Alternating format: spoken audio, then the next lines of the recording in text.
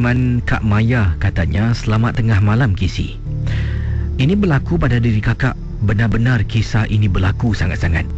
Kakak baru saja berpindah di rumah resale yang kakak beli di kawasan Bukit Batok.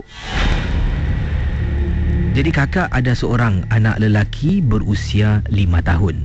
Setiap malam sebelum anak lelaki kakak tidur, kakak suka duduk bercerita dengan dia. Baca buku, kadang-kala kakak ajar dia selawat sebelum dia masuk tidur. Jadi pada malam yang disebutkan, suami kakak bertugas. Rumah kami rumah besar, Kisi. Walaupun hanya 3 beranak, rumah yang kakak beli ni rumah 5 bilik. Jadi bilik yang digunakan hanya sebuah bilik. Kakak, suami, anak 5 tahun tidur sebilik. Yang lain masih kosong. Adalah perancangan-perancangan yang kakak nak buat. Mungkin nak buat study room, nak buat bilik entertainment dan sebagainya. Dipendekkan cerita, pada malam suami bertugas, kakak dengan anak, kakak nak bacakan bedtime story. Kakak pun ambil buku kegemaran anak kakak.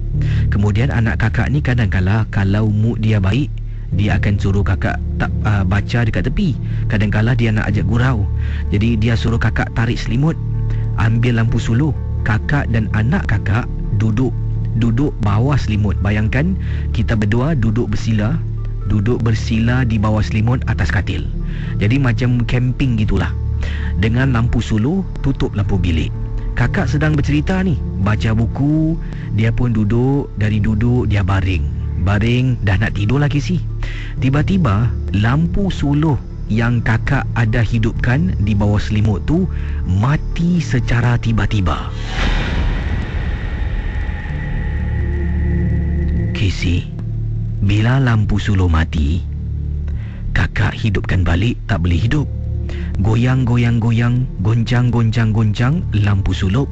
Lampu suluh kakak masih tak hidup. Kakak buka bateri, taruh betul-betul, tutup balik, baru hidup. Bila hidup, anak kakak dah tidur. Kakak pusing nak turun dari katil, terperanjat, Kisi. Depan kakak ada perempuan sedang duduk bersila. Kakak terpekik, terus gedebok, jatuh dari katil, kena bahagian belakang badan. Sakit pinggang, Kisi. Kakak tak boleh bergerak. Kakak panggil anak kakak beberapa kali. "Aiman, tolong mama, Aiman. Aiman, tolong mama, Aiman." Anak kakak bawah selimut dah tidur, Kisi.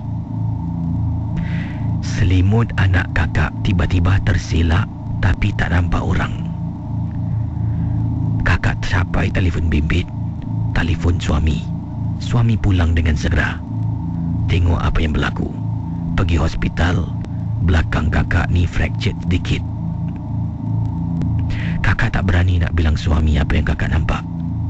Sebab itu rumah baru kami, Kisi. Lagipun kakak dah sema. Mana datang benda tu, Kisi. Terima kasih.